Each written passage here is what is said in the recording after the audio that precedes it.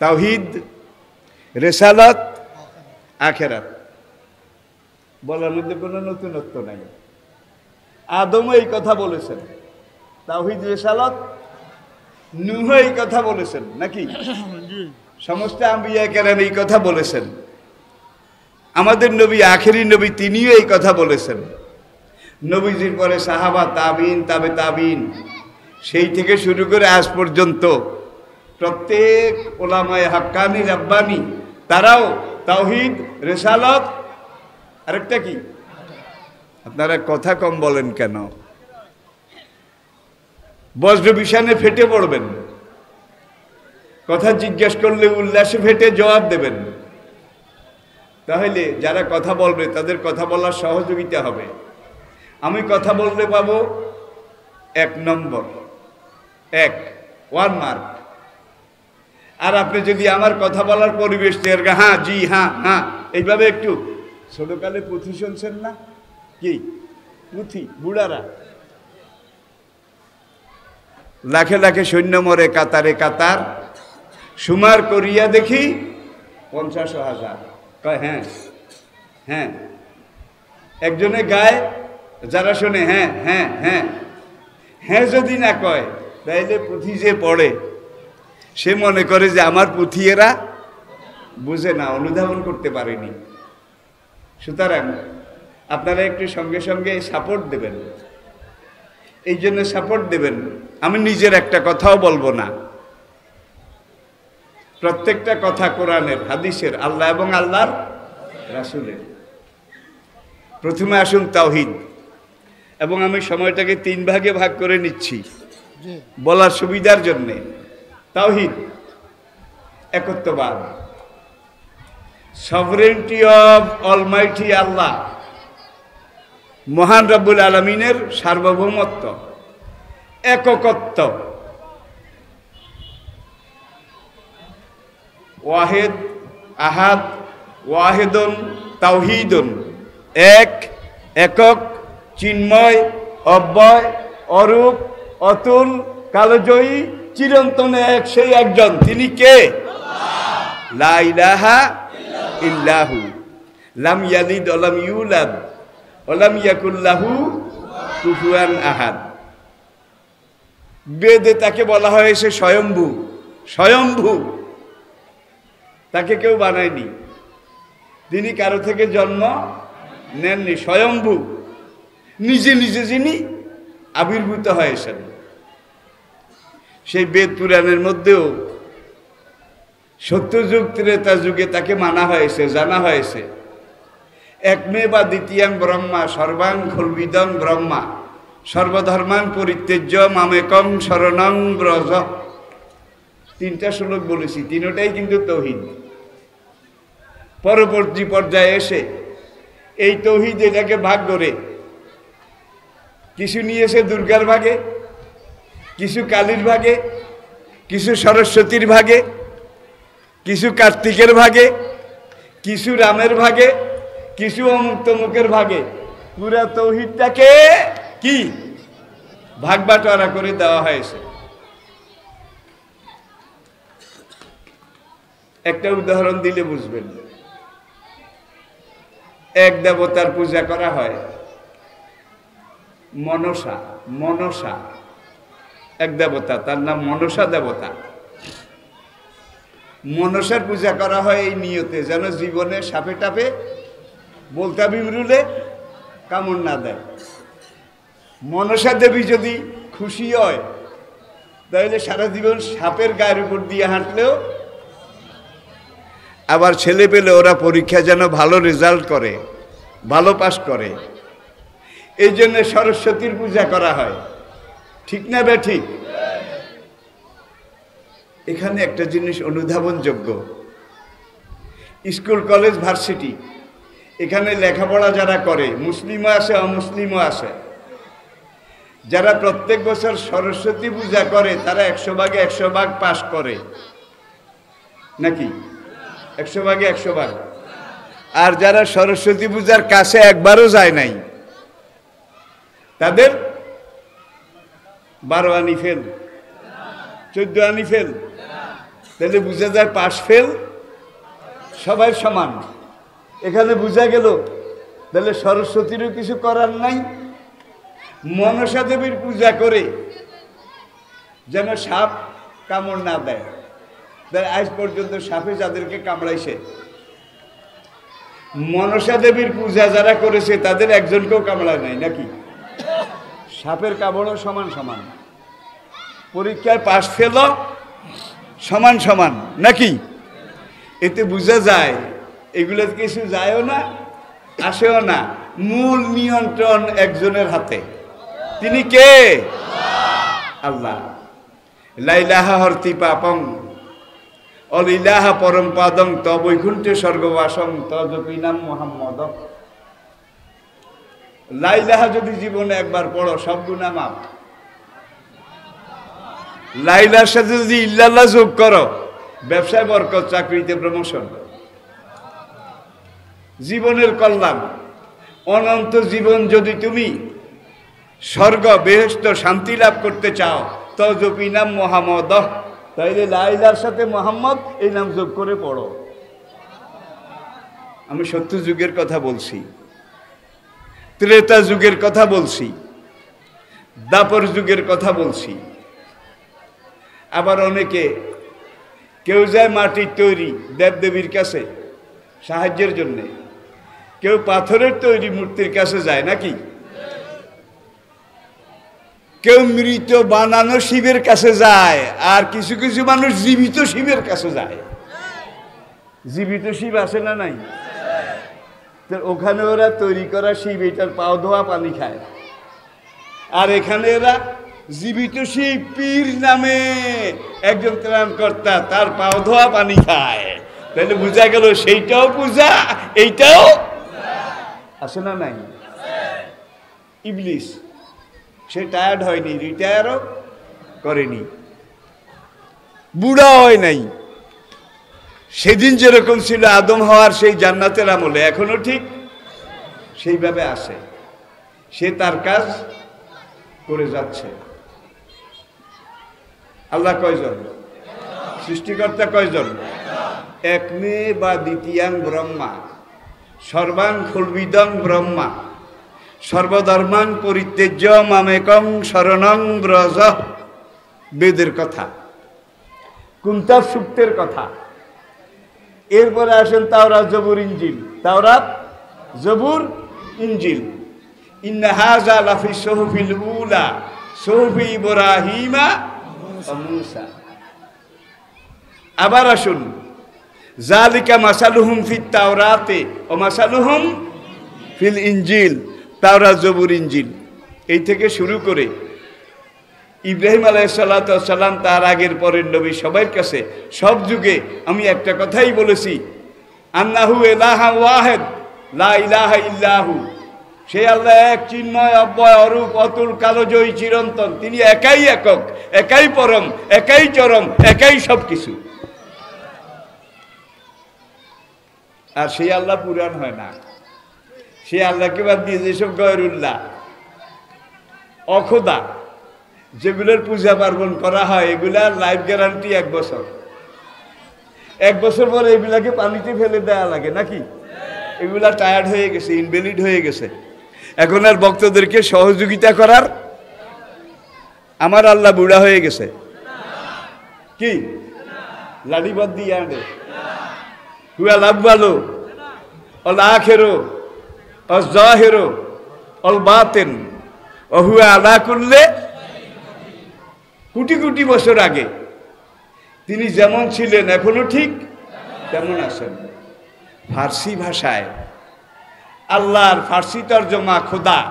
খোদা, খোদা কর না, খোদ যোগ আ, খোদ যোগ আ, নিজে নিজে যিনি আবির্ভূত। ওই যে স্বয়ম্ভু, একটু আগে বলেছে স্বয়ম্ভু, তাকে কেউ বানায় নাই, তিনি সবাইকে বানিয়েছেন, সৃষ্টি করেছেন। তিনি জীবন দান করেন, রিজিক দান করেন, মান সম্মান দান করেন, আবার অসম্মান বেইজ্জত করেন। তিনি সবকিছুর মালিক একজন। জোরে বলেন কয়জন? ভাই, বিলাতে একবার বার্মিংহাম শহরে একটা সেমিনারে তাওহীদের উপরে আমি বক্তব্য রেখেছিলাম, তাওহীদ, আল্লাহর একত্ববাদ। বক্তব্যের পরে সেই দেশের নিয়ম অনুযায়ী প্রশ্নোত্তর।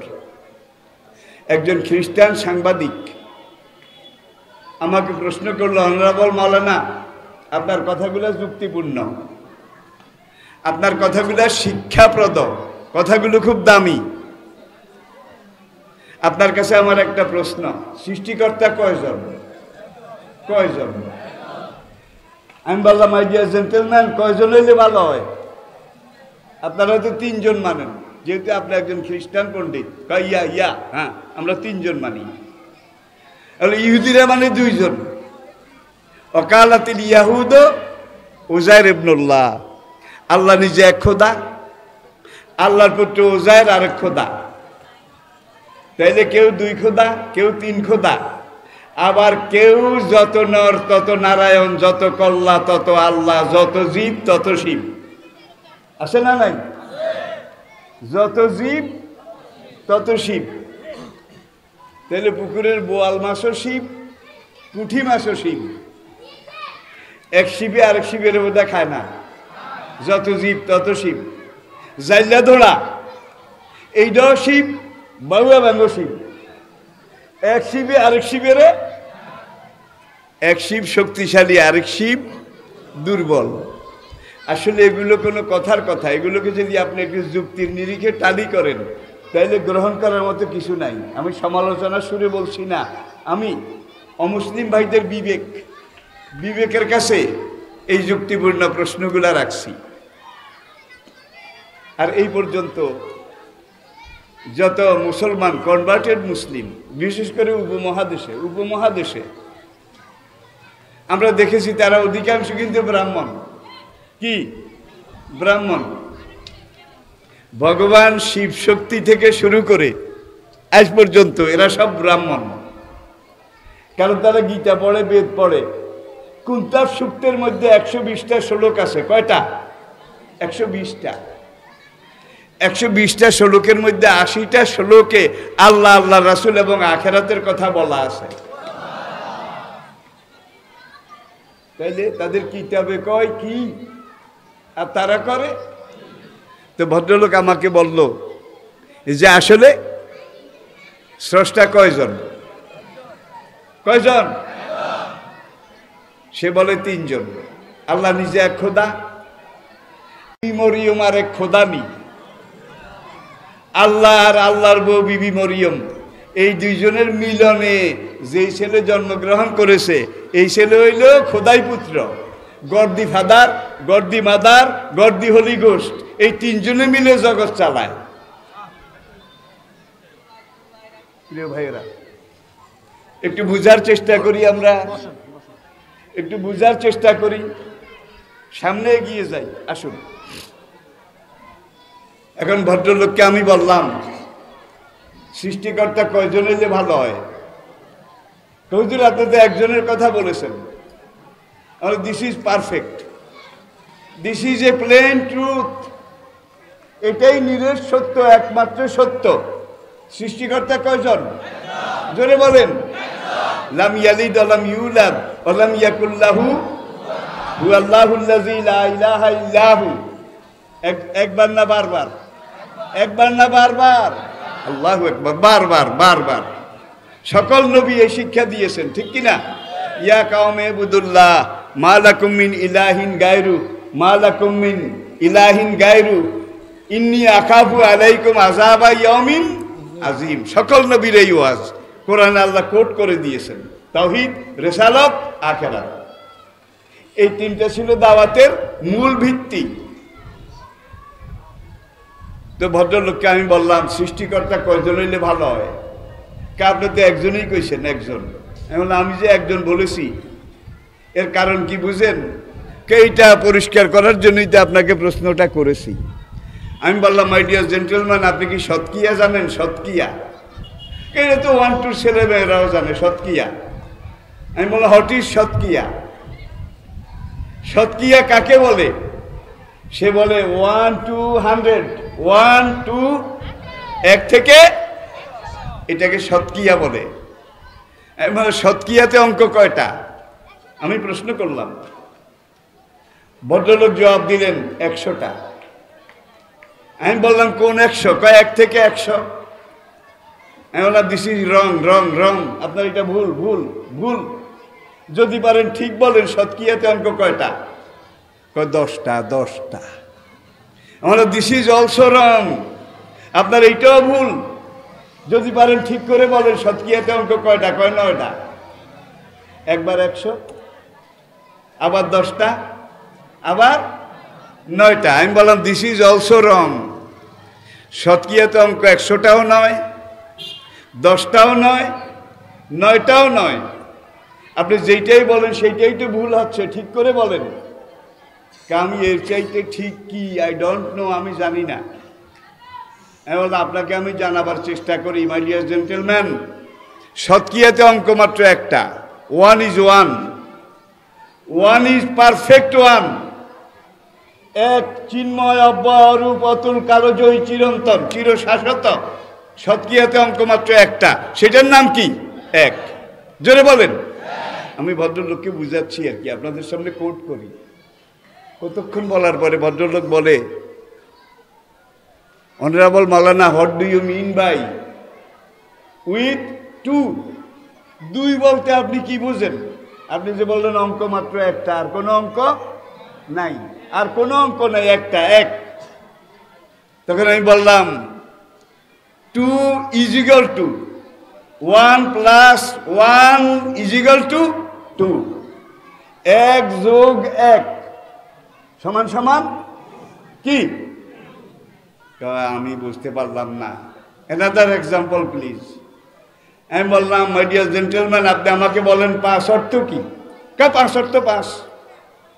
বলে এত সস্তা নয়, 5 অর্থ 1 5 বার, 1 5 বার লিখে যোগ করলে যোগফল যেটা হবে সেটার নাম কি?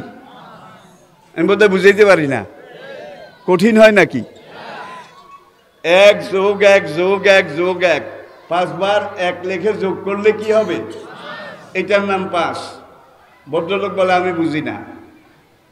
আপনি বলেন 6 অর্থ কি? কয় 6 অর্থ 6। আমি বললাম এটাও তো আপনার সে আগের কথা, লাভের লাভ কিছু হলো না। 6 অর্থ 6 নয়, 6 অর্থ 1 6 বার। আমি বুঝি না। আমি বললাম আমি 1 মানি না, 1 জানিও না, 1 স্বীকারও করি না, আপনি আমার একটা 2 দেন। কি? 1 জানি না, 1 মানি না, 1 স্বীকারও করি না, আপনি আমাকে একটা 2 দেন। ইয়া ইয়া, ওরা ইয়েসকে বলে ইয়া। হ্যাঁ হ্যাঁ, এতক্ষণে বুঝেছি। 2 দিতে হইলে আগে কি লাগবে? 1 লাগবে। যার জীবনে 1 নাই সে 2 পাবে কোথায় বলেন? 1 আগে মানতে হবে, জানতে হবে। 1 2 বার লিখলে কি হবে? 2 হবে। আমি বুঝি না। আমি আবার বললাম, এই যে ভদ্রলোক, আপনি একটা গাছের আগায় উঠতে হলে আগে গোড়ায় যাওয়া লাগবে, গোড়ায় না গিয়ে আপনি আগায় উঠবেন, এটা কি কল্পনা করা যায়? No never, no never. আমি বললাম তাইলে আবার গোড়ায় আসেন।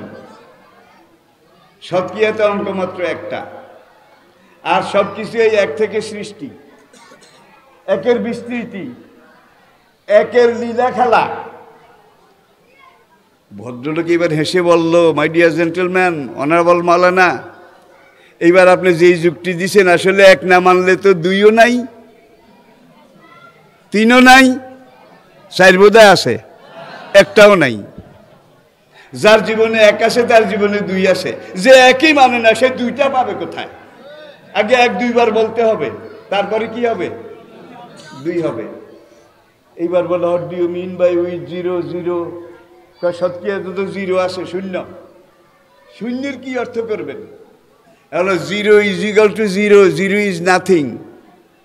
0 অর্থ হলো 0, কিছুই না, এটার কোনো 1 পয়সাও দাম নাই। No no never, but 0 is something। এমন no no, but 0 is nothing। আমি বলি 0 নাথিং, 0 কিছুই না। ভদ্রলোক বলে 0 is something। আমি বললাম এক্সাম্পল প্লিজ। সেটা একটা 1-এর সামনে একটা 0 দিলে 10 গুণ বাড়ে, কত? একের ডান দিকে সামনে একটা শূন্য দিলে জিরো দিলে কত হয় 2, একের সামনে 2টা শূন্য দিলে কয় না, 3টা দিলে 4টা দিলে তার কথাই নাই। এইভাবে হিসাব করতে করতে million million million billion trillion আপনি হিসাব করতে পারবেন, ঠিক কিনা বলেন? কিন্তু শূন্য ব্যবহার করতে হইলে আগে কি লাগবে? 1 লাগবে। কয় আমি বুঝি না, আমাকে একটা উদাহরণ দেন। বলে 1 মানেন তো, 1 মানেন তো? কয় মানাইলেন তো। ঠেলা কথা, মানাইলেন তো। আমরা রাইট ডাউন প্লিজ 1। ভদ্রলোক ডায়েরি বের করে 1 লিখলো ডায়েরিতে। আমি বলে এইবার 1-এর বাম দিকে একটা 0 লিখুন, বাম দিকে পেছনে। ভদ্রলোক 1-এর বাম দিকে পিছনে শূন্য একটা দিল। আমি বললাম রিড ডাউন প্লিজ, কত হয়েছে পড়েন? কয় 01। আমরা ইনক্লুড অ্যানাদার, বাম দিকে আরেকটা শূন্য দেন দিছে। আমরা রিড ডাউন কত? কয় 001। আমরা ইনক্লুড অ্যানাদার 3টা দেন, কত? কয় 0001। আমি বললাম আরো দেন, কয় লাভ নাই, 1 is 1, পারফেক্ট 1। দেখা যায় 0-র কোনো দামই নাই। একটু পরে আবার কয় 0টা বাম দিকে দিয়ে তো আমার ঠেকাইছেন হুজুর। আপনার যদি সৎসাহস থাকে তাহলে 0টা ডান দিকে 1-এর সামনে দেওয়ার, এমন খুশি হন নাকি? কয় ইয়া বাম দিকে ডান দিকে দেওয়ার। বলে এটা কার্টুন, আবার লিখুন 1। আবার লিখলো। এইবার 1 তার ডানে ইন রাইট সাইড একটা 0 লিখুন, লিখছে। ভাই এখন খালি হাসে, দিস ইজ 10 10 10। চিটাঙ্গের লোকেরা একবারে খুশিতে ফটফটতে হয়ে গিয়ে, ফটফটতে হয়ে গিয়ে কেইছে 10 10 শূন্য একটা দিছি 10। আমি বলে অ্যানাদার প্লিজ, আরেকটা দেন। কয় দিস ইজ 100। বলে অ্যানাদার প্লিজ, কয় দিস ইজ 1000 1000। আমি বলে এইবার আমি আমার একুটাই নিলাম। আমি বললাম read down please, all or nothing, all or nothing, কিচ্ছুই না, কিচ্ছুই না। তাহলে 1-কে যদি মানেন, 1-কে যদি জানেন, 1-কে যদি জীবনে গ্রহণ ধারণ করেন, তাহলে আপনার জীবনের যোগ ঠিক, বিয়োগ ঠিক, পূরণ ঠিক, ভাগ ঠিক, হিসাব ঠিক, অঙ্ক ঠিক, সংসার ঠিক, দুনিয়াদারি ঠিক, সব কিছু ঠিক। আর যদি 1-কে না জানেন, 1-কে না মানেন, তাহলে আপনার জীবনে ডাইনেও শূন্য, বামেও শূন্য, শূন্য শূন্য মহাশূন্য। আপনার জীবনের 1 পয়সা 1 কানা করিও দাম নাই। জোরে বলেন ঠিক কিনা? সে এক আল্লাহকে মানতে রাজি আছি তো। রেসালত, নবুয়ত, তিলকার রুসুল ফাদ্দালনা বাদুহুম, কয় না বাদুহুম আলা বাদ। 3য় পারা শুরু, দেখে নেবেন। এক এক রাসূলের, এক এক নবীর এক এক রকম বৈশিষ্ট্য ছিল। আদম থেকে হুজুরের আগের নবী ঈসা আলাইহিস সালাম পর্যন্ত হাজার হাজার হাজার হাজার বছরে এক একজন নবীকে আল্লাহ এক একটা বৈশিষ্ট্য দিয়েছিলেন।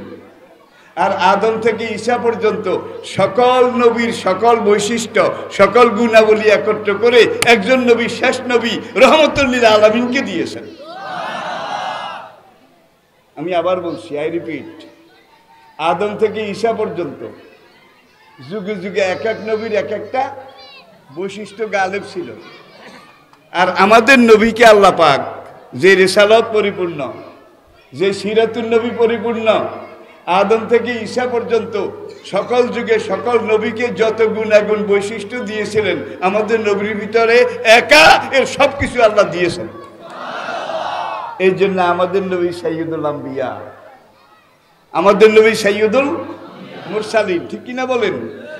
আদম আলাইহিস সালাম নবী ছিলেন, তার 4টা প্রজন্ম আদম দেখেছেন। কয় প্রজন্ম? 4টা। ছেলে, ছেলে ছেলে, তার ছেলে, তার ছেলে, নাতি পুতি সাথী লাডি, নাতি পুতি সাথী লাডি, এই 4টা প্রজন্ম, 4টা জেনারেশন আদম দেখেছিলেন। আদমের তবিয়ত ছিল সাফাই, সাফাই, নির্মলতা, স্বচ্ছতা। আল্লাহ পাকের একটা হুকুম অমান্য করেছিলেন, কয়টা নাকি বেশি বেশি? ওলা তাকরাবা, সব খাও। অকুলা মিনহা রাগাদান হাইসো সে তোমা, তুমি আর তোমার বউ হাওয়া এই জান্নাতে উন্মুক্ত, অবারিত, সব খাও যেখান থেকে ইচ্ছা। ওলা তাকরাবা, কিন্তু ওই একটা গাছ, ওর কাছে যেও না, ওর ফলও খেও না। ইবলিস এই গাছটাকেই টার্গেট করলো। আপনারা জানেন, আমি শুধু একটু মনে করাই দিচ্ছি। এখন ইবলিস প্রথম আদমের কাছে গেল, কাঁদতে কাঁদতে একেবারে 1000 দানার তসবি, আজানুলম্বিত জামা, বিলম্বিত শ্বশ্রু, বিরাট পাগড়ি, বুজুর্গ দি গ্রেট, পীর সাহেব দি গ্রেট, এই সুরত নিয়ে তসবি পড়তে পড়তে বেহেশতের ড্রেনের ভিতর দিয়ে ঢুকেছে। কেমন হুজুর? ড্রেনের ভিতর দিয়ে ঢুকে এখন আদমের সামনে গিয়ে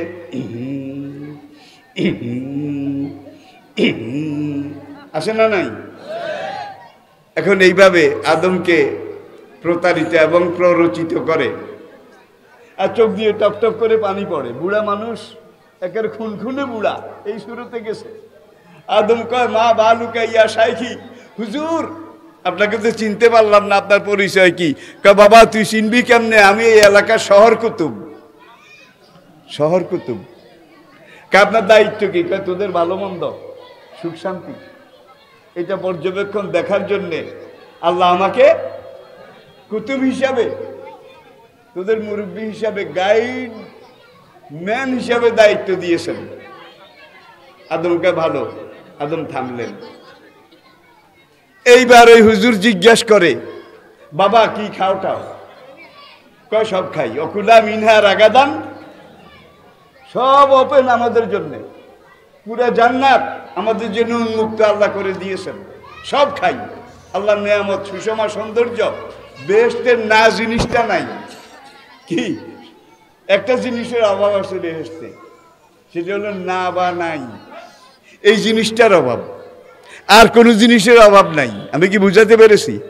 উম্মত জননী হাফসা রাদিয়াল্লাহু তাআলা আনহা, ওমরের মেয়ে, তিনি একদিন বলেন, ওগো স্বামী, ইয়া রাসূলুল্লাহ, ফাকিহাতুন নাকলু জাতুল আকমাম ওয়াল হাব্বুজুল আসফে ভাবে আইয়ালা, কাঙ্গুর, বেদানা, আপেল, আখরোট, নাশপাতি, ভালো ভালো ফল, ভালো ভালো মিষ্টি ফল, রসালো ফল, টসটসে মিষ্টি ভরা ফল, সবগুলোর কথা আছে। কিন্তু স্বামী, আপনি তো জানেন আমি টকের ভক্ত, আমারে ভাত রুটি না দিলেও চলে, কিন্তু তেঁতুল, ট্যাঙ্গা, বড়ই, বড়ই, আমজাম, গোলাপজাম। কিছু মা বোন কিন্তু এরকম আছে, ভাত কম খাইলেও হয়, কিন্তু টক খাওয়ার জম। আম্মাজান হাফসা, তিনি টকের ভক্ত ছিলেন। একদিন স্বামীকে বলে, কোরআনে আপনি আমার স্বামী হাদিসে বেহেশতের যে নিয়ামতের কথা বলেছেন, সুষম, সৌন্দর্য, প্রাচুর্যের কথা বলেছেন, বড় বড় বড় বড় সব কিছু, আমার তেঁতুলের কথা তো নাই, আমজাম, গোলাপজাম, সুকাবরির কথাও, বরের কথাও নাই। টকগুলো যদি বেহেশতে গিয়ে না পাই, তাহলে বেহেশতে আমার জন্য মাটি। আল্লাহ জবাব দিলেন, ওয়ালাকুম ফিহা মা তাশতাহি ওয়ালাকুম ফিহা মা তাদদাউন নুজুলাম মিন গাফুরির রাহিম। হাফসা তো হাফসা, ওয়ালাকুম ফিহা মা তাশতাহি, নবী কোরআন দিয়ে স্ত্রীকে বুঝান, জান্নাত এমন এক জায়গা, সেখানে তুমি যা চাবে তা পাবে, যা স্মরণ করবে তা এসে যাবে। তুমি গোলাপজাম, আমজাম, সুকা বড়ই, বড়ই, এগুলো যদি খাইতে চাও, তুমি সোনার পালনকে শুয়ে এইভাবে আরামসে মনে মনে শুধু একটু বলবা যে 2টা কামরাঙ্গা, 3টা বড়ই, আর 4টা কি জঙ্গলে যে হয় টিপে টিপে খায়, এই টক ফল আর কি, টক ফল। তুমি যেটা মনে করবে, সঙ্গে সঙ্গে দেখবে যে বিরাট তেঁতুল গাছ এইভাবে ঝুঁকে তোমার বুকের উপরে এসে গেছে, হাতের নাগালে এসে গেছে। বিরাট গোলাপজাম গাছ, বিরাট জলপাই গাছ এসে গেছে। এইবার তুমি তোমার সুকা ফল লওয়ার খাও, লওয়ার খাও। যদি তোমার লইতে একটু আলসি টালসি লাগে, হরিয়া কলা খাবি নি, কি কইছিল? সিল্লা হাইলে খাইম, সিল্লা হাইলে খাইম, নোয়াখালীর কথা আর কি। তুমি যদি মনে করো তেঁতুল একবারে পাকা পাকা থোকা থোকা, এখন সেখান থেকে তুমি নাও, শুয়ে শুয়ে নাও, বসা লাগবে না, তোমার নাগালের বাইরে সব। এখান থেকে তেঁতুল নাও, জলপাই নাও, তুমি খাও, তুমি ভোগ করো। কুলু অশ্রাবু হানিয়াম, প্রাণ ভরে, মন ভরে, হৃদয় ভরে, আশুদা হয়ে তুমি খাও, আল্লাহর নেয়ামত তোমারই জন্যে। আর যদি মনে করো খোসা ছিলতে একটু ঝামেলা, বিসি ফেলতে একটু ঝামেলা, মনে মনে কইবা খোসা বিসি এগুলো তো একটা ঝামেলা, আমি এগুলোর মধ্যে নাই, তাহলে দেখবা তেঁতুলের কোয়া গুয়া রোয়া রোয়া হয়ে খোসাও নাই বিসিও নাই, রোয়া রোয়া হয়ে আসবে আর তোমার মুখের মধ্যে ঢুকবে, আসবে আর তোমার মুখের মধ্যে ঢুকবে। শিলাও লাগবে না, বিসিও ফেলা লাগবে না, খোসাও ফেলা লাগবে না, মনে মনে যেটা কল্পনা করবে সেটা সেইভাবে এসে তোমার মুখের মধ্যে ঢুকবে।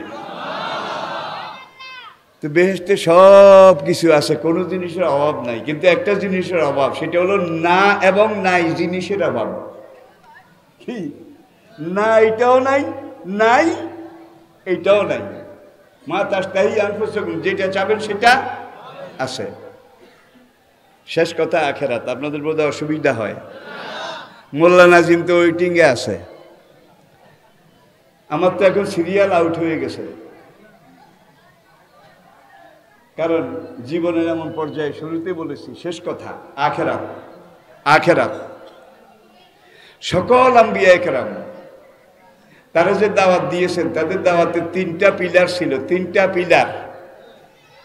ইয়া কাওমে ইবুদুল্লাহ মা লাকুম মিন ইলাহিন ইন্নী আখাফু, হু এম আই, কে আমি, হোয়াট ইজ মাই আইডেন্টিফিকেশন, আমার পরিচয় কি, ইন্নী আখাফু, আল্লাহর পক্ষ থেকে আমি একজন নবী হিসাবে, প্রেরিত হিসাবে, একজন প্রেরিত প্রতিনিধি হিসাবে তোমাদের ব্যাপারে আশঙ্কা করছি কিসের, আযাবা ইয়াউমিন আযীম।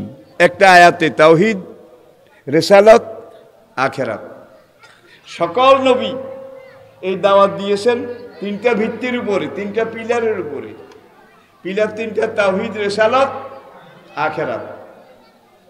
এখন আখেরাত নিয়ে আবার একদল নাস্তিক, যুগে যুগে মানুষ আল্লাহকে অস্বীকার করেছে, এখন বোধহয় করে না, একদল আসে না নাই, আখেরাতকে অবিশ্বাস। আচ্ছা, আল্লাহ যে নাই এটা আজ পর্যন্ত কোন নাস্তিক, একজন নাস্তিক বোধহয় প্রমাণ করতে পেরেছে কি? নাই, এটা কোনো নাস্তিক প্রমাণ করতে পারেনি। বরং সে যদি তার নিজের দিকে চায়, তার দেহের শরীরের ভিতরের দিকে তাকায়, কিভাবে পর্যায়ক্রমে আল্লাহ ডিএনএ মাটির এই ডিএনএ থেকে মা এবং বাবা একবার যখন মিলিত হয়েছে, একবার মা এবং বাবা, নর এবং নারী, তাদের যৌন মিলনে একবারে যেই বীর্যটুকুন বের হয়, কোরআন যেটাকে বলেছে মাইন দাফেক, মাইন দাফেক, আলাম ইয়াকুন নুতফাতাম মিন মনি, বীর্য, একবারে যেটা বের হয়, পুরুষের একবারের মিলনে যেই বীর্যটুকুন বের হয়, একবারের এই বীর্যের মধ্যে 84 লক্ষ শুক্রকীট বের হয়, একবারের মিলনে 84 লক্ষ। আর মায়ের ইয়াখরুজু মিন বাইনিস সলবে ও তারাই, মায়ের বক্ষদেশ আর শিরদাঁড়া দুইটার মাঝখান থেকে মায়ের যে বীর্যটা বের হয় নারীর, এখানে 34,000 ডিম্বাণু, রিপিট, পুরুষের 84 লক্ষ শুক্রকীট একবারে, আর নারীর 34,000 ডিম্বাণু। এখন এই 34,000 থেকে একটা ডিম্বাণু নারীর জীবনকোষ, আর 84 লক্ষ থেকে একটা পুরুষের ডিম্বকোষ। এই দুইটা বের হওয়ার সঙ্গে সঙ্গে কাকড়ার মতো একটা আরেকটাকে খোঁজে, দৌড়াদৌড়ি করে, কে কোনটাকে ধরবে। এই ধরতে ধরতে যখন একটা গিয়ে আরেকটার মুখামুখি হয়, এইভাবে জড়ায় ধরে, জড়ায় ধরলে ওই বীর্যটা আঠা আঠা, লাসা লাসা। আল্লাহ পাক এদের জড়ানো অবস্থায় রেখে এটাকে ওই আটা গাম, এটার প্যাকেটের মধ্যে একটা বড়ির মতো করে মায়ের জরায়ুর ভিতরে ঢুকিয়ে দেন। 40 দিন 40 রাত্র পরে এই বীর্যের ফোঁটাটাকে আল্লাহ পাক ফাখালাকনা নুতফাতা আলাকাতান, একটা রক্তের ফোঁটায় পরিণত করেন। আবার 40 দিন 40 রাত্র গেলে ফাখালাকনাল আলাকাতা মুদগাতান, আল্লাহ এই রক্তের ফোঁটাটাকে একটা গোশতের টুকরায় পরিণত করেন। আবার 40 দিন 40 রাত্র এটা মায়ের জরায়ের মধ্যে ঘুরে, রক্ত সমুদ্রের মধ্যে ঘুরে, সাঁতার কাটে। আবার 40 দিন 40 রাত্র যাওয়ার পরে ফাকাসাউনা ফিহা ইজামান, আমি আল্লাহ ওই গোশতের টুকরাটাকে এইভাবে টেনে টুনে চ্যাপটা লম্বা এইভাবে বিভিন্ন সাইজ করে ভিতরে হাড্ডি ঢুকাইয়া দিই। আবার 40 দিন 40 রাত্র যাওয়ার পরে ফানাফাক্তু ফীকা মির রূহি, আমি আল্লাহ তোমার দেহের ভিতরে আদম আরওয়াহ থেকে রূহটা পাঠাই দেই। এই রূহকে আজকে বিজ্ঞানী, চিকিৎসা বিজ্ঞানী তারা বলছে ফিটার, জীবনের স্পন্দন। রূহটা যতক্ষণ আছে আপনার জীবন আছে, ঠিক কি না? রূহটা যখন আলাদা হয়ে যায় আপনার জীবন শেষ, আপনার শরীর তখন পচতে থাকবে। আর এই রূহ শরীর থেকে পচতে দেয় না। রূহ আর শরীর এই দুইটার মিলনে একটা মানুষ, একটা দেহ। রূহের কোনো মৃত্যু নাই, ধ্বংস নাই। দেহটার মৃত্যু আসে, ধ্বংস আসে, পচে যাওয়া আসে, মাটিতে মিশে যাওয়া আসে, ঠিক কিনা বলেন? রূহ যখন দেহকে ছেড়ে চলে যায় তখন এই দেহের মধ্যে পচন ক্রিয়া, দুর্গন্ধ শুরু হয়, যার জন্য তাড়াতাড়ি কি করা লাগে? ফাতাবারাকাল্লাহু আহসানুল খালিকিন।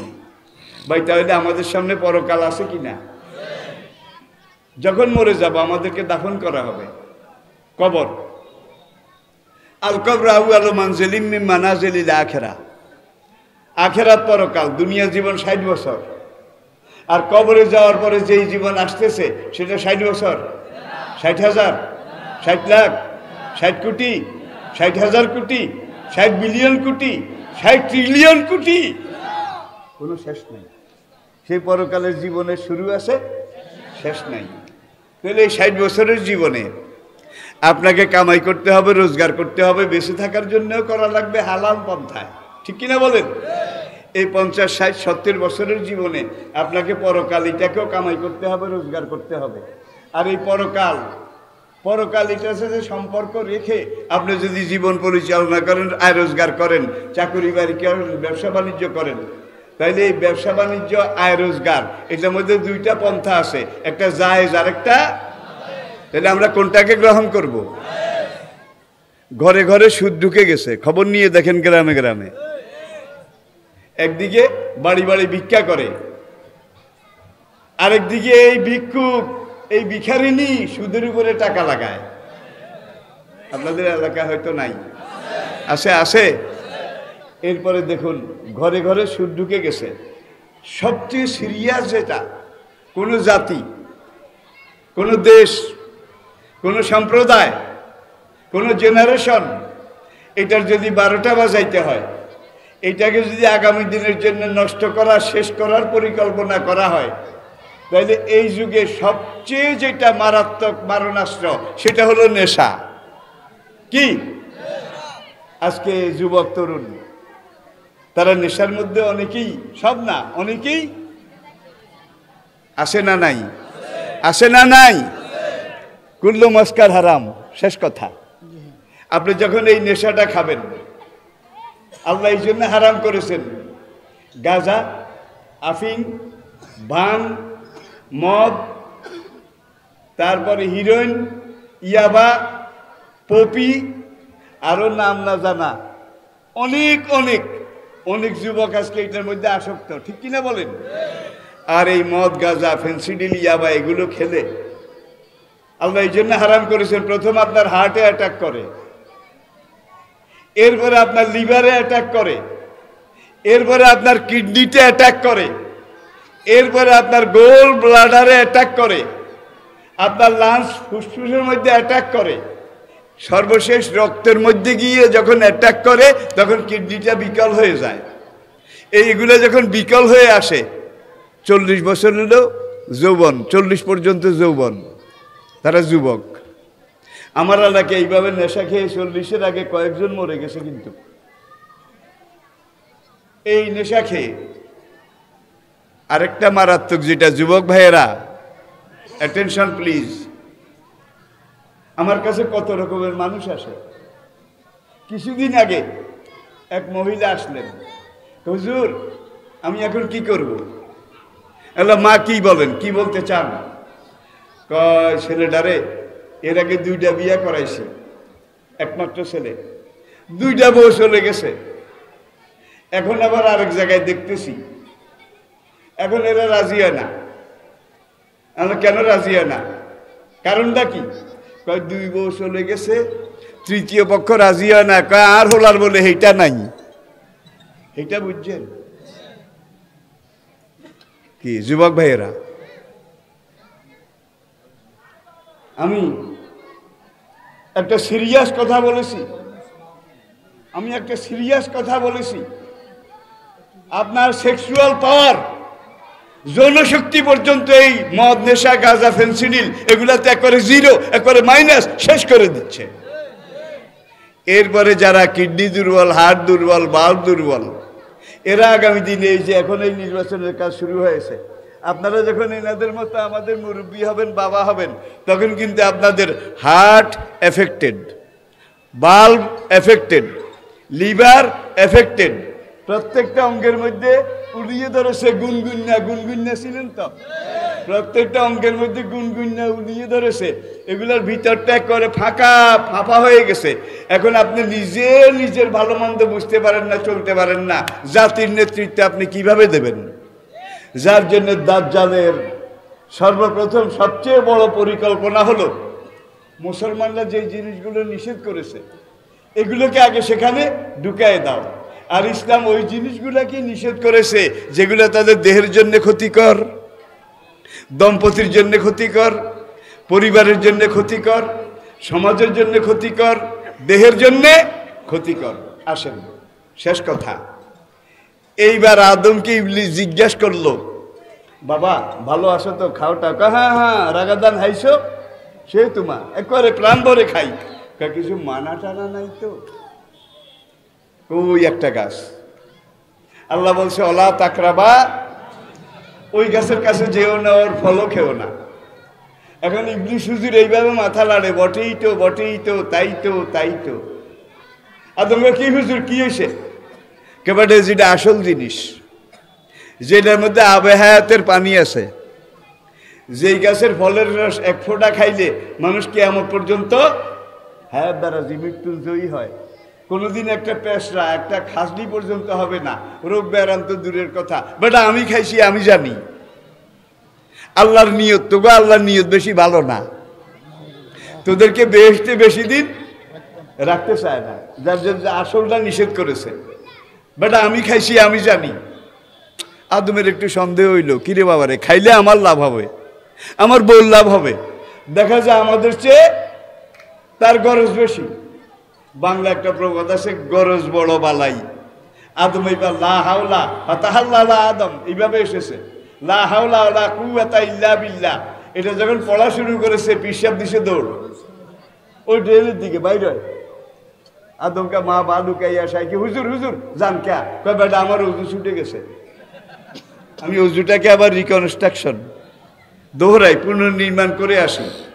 বাইরে চিন্তা করে আদম যদিও একা কিন্তু সুপুরুষ, আদমের সিদ্ধান্তে অটল, অনড়, অবিচল। আরো আমাকে লাহাওলার যে ক্ষেপণাস্ত্র, মারণাস্ত্র, অল্পের জন্য বেঁচে গেছি। দেখা যায় আদমের কাছে গিয়ে কাম উদ্ধার করা যাবে না। লেডিস চ্যানেলে একটু কাজ করে দেখি, লেডিস চ্যানেল বুঝেন? ঢাকা সচিবালয়ে যান, পাসপোর্ট অফিসে যান, এই বড় বড় গুরুত্বপূর্ণ অফিসগুলোতে যান, দেখবেন যে লেডিস প্রিপারেশন, একদল অনিন্দু সুন্দরী তরুণী তম্বি, তারা সেজে গুজে, এখানে আবার একটা ব্যাগ ফুটানে কাথলিয়া, এটা লাগিয়ে তদবির পার্টি, তদবির। সচিব সাহেবের কাছে গিয়ে কি ইনিয়ে বিনিয়ে হাসছে লাসছে, সুন্দর চেহারা, হাসি মুখ, এটাকে সচিবের তো পুরুষত্ব এখানে অর্ধেক খাইতেছে। কি সুন্দর কথা কয়, কি শুদ্ধ, কি পরিশুদ্ধ সচিব। কিন্তু এই ভিতরে গলা শুরু হয়ে গেছে। এইবার এই 2-4 কথা বলার পরে খাইলে 10টা কথা, আসল কাম হইল, এটার নাম লেডিস প্রিপারেশন।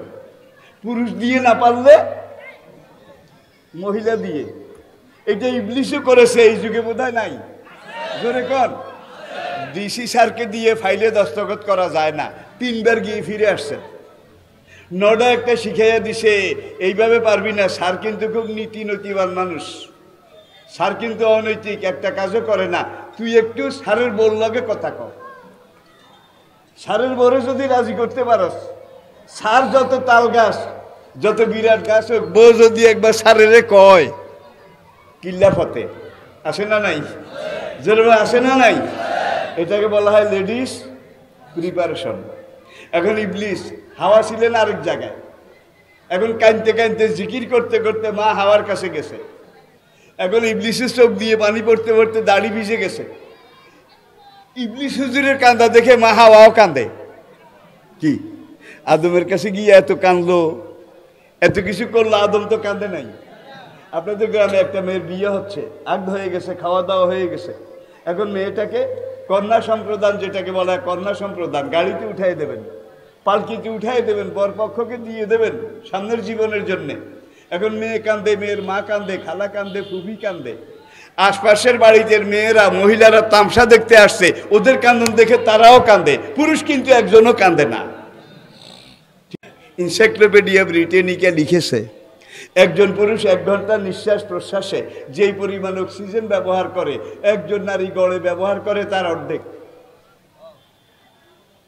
ইসলামের ফৌজদারি আইনে একজন পুরুষের সাক্ষীর সমান কি 2 জন নারী। অধিকার খর্ব করা হয় নাই। পুরুষের লাগে 1 ঘন্টায় যেই পরিমাণ অক্সিজেন গড়ে, নারীদের লাগে তার অর্ধেক। যার জন্য আজকে চিকিৎসা বিজ্ঞান স্বীকার করেছে পুরুষের ইঞ্জিন 10 ঘোড়া আর নারীর ইঞ্জিন 5 ঘোড়া। কি কারণ তেল অকটেন অর্ধেক লাগে। প্রিয় ভাইয়েরা, এখন ওই কয় মা কি খাস, কেমন আস, খুব খুব ভালো, খুব ভালো, খুব ভালো। মানা টানা নাই তো, কয় এই তো। এইবার ইবলিশ আরো কান্দে, কত করে খাইছে। হুজুর আপনি এত কান্দেন কেন?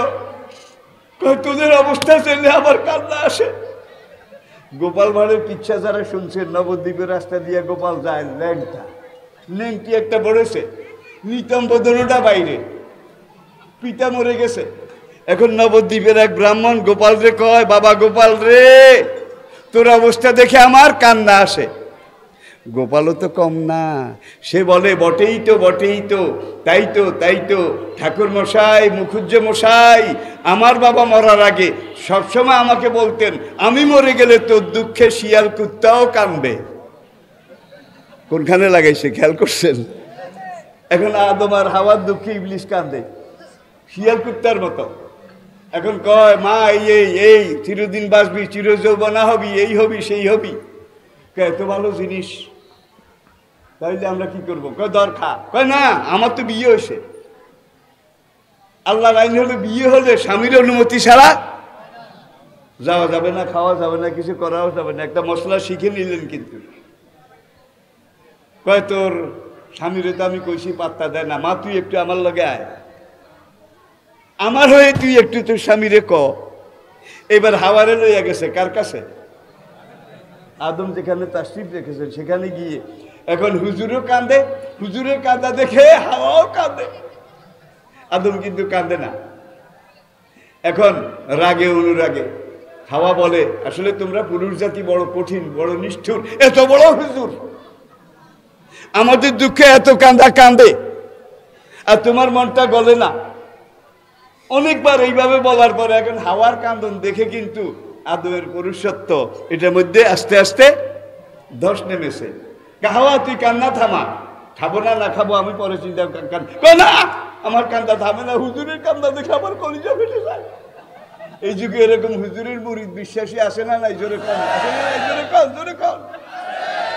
প্রিয় ভাইরা, এইবার হাওয়ায় কয়, স্বামী তুমি যদি খাও তাহলে হুজুরও খুশি হবে, আমিও খুশি হব। আর হাওয়ার চোখের পানি, এটা কিন্তু আদম সহ্য করতে পারলেন না। একটা হলো মুস্কি হাসি, আর একটা হলো চোখের পানি। এই দুইটা নারীর সবচেয়ে বড় অস্ত্র।